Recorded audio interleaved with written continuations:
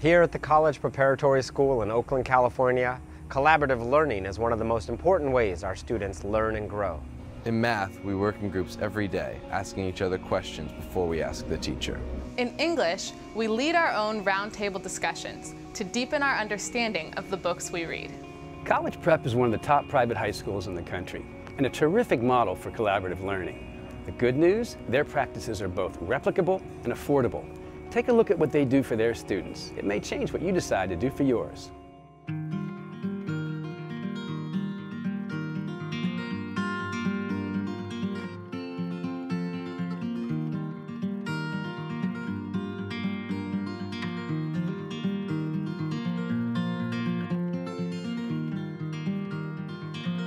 College Prep School is a 52-year-old school. It was founded by two women who had a strong vision of a place where academics could really thrive. The collaborative teaching and learning that we do here is really distinctive. Individual work can be a great way to master content, but what the group work empowers and kind of enables is a student's cultivation of a certain resilience. How do you look to your neighbor as a resource? How do you test your own theories? How do you understand if you're on the right track or the wrong track? The sort of habits of mind that actually are the underpinnings of deeper scholarship.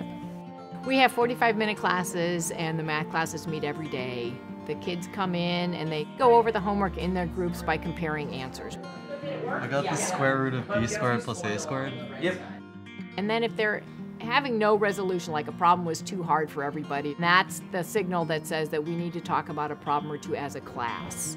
The thing I like most about the group work is how easy it is to get help if you're stuck on a problem. I mean, you can just ask one of your group mates to help you, and everybody's really ready to lend a hand.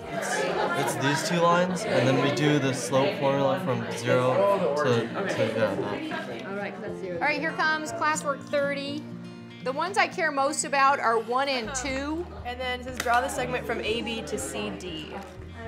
So just connect those points. We designed the classwork problems to be harder than the homework problems. The homework problems tend to be more straightforward, and the classwork problems are much meatier. And so in order for them to actually accomplish them, they have to talk to each other. For harder problems, usually our group will work together, and we can usually come to a solution just by putting like little pieces of it together. Negative d over c for line 2. I don't think it's negative d over c.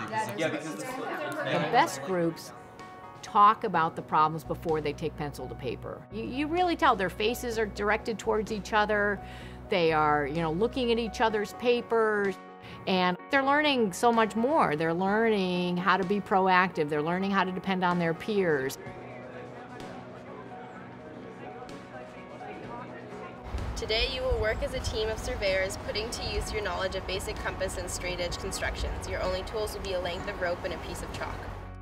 I feel like when we work outside together, it just kind of brings our group together a little bit more. You needed someone to hold the rope and someone to move the chalk, and so it was just like the next step in collaboration was working together to make one big end result.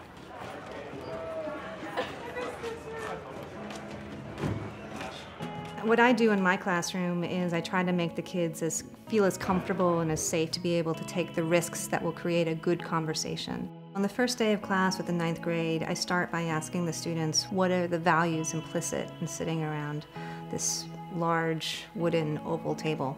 And they come up with a list on their own. First and foremost is respect, and also listening to each other, being courteous, having the right geography of the classroom. It's really important.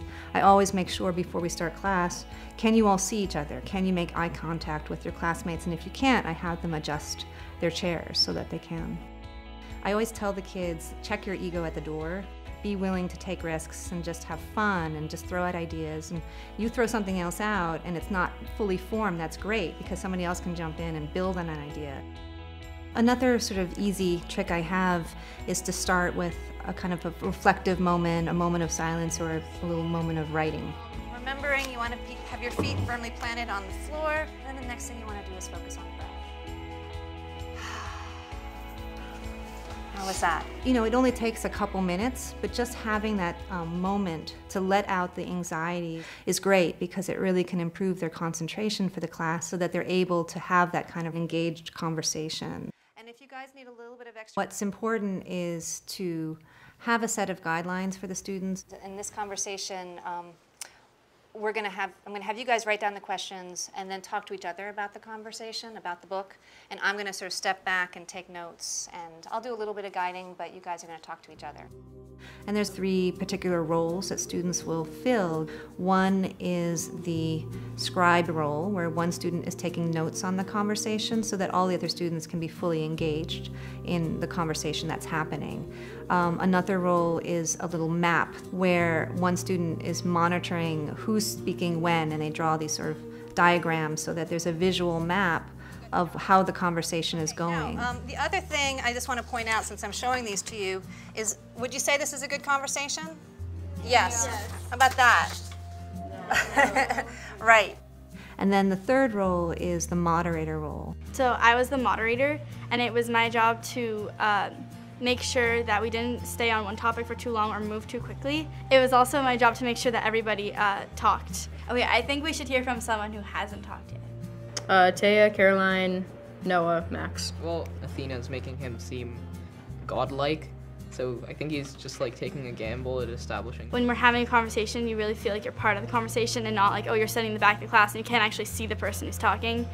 And also, it's a great way for people to exchange ideas back and forth and sort of have everyone contribute. Who do you think is the modern equivalent to Odysseus? Tebow.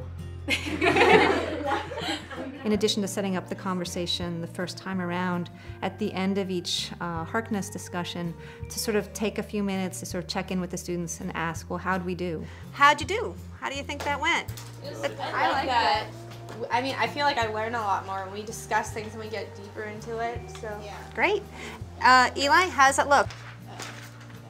And I like to keep those maps so that we can kind of chart the progress in terms of Harkness discussions. And those who talk not so much, right, maybe step in a little bit, and if other people can help them, because it really is a group effort, right? Some people just need a little bit more help and a little bit of space to do it. So next time we do it, let's be mindful of that, but I think overall you guys did a really terrific job. Teaching in this discussion-based way is really the most challenging but also the most exciting form of teaching I know. It never gets old, and honestly I feel like I still have a lot to learn about it.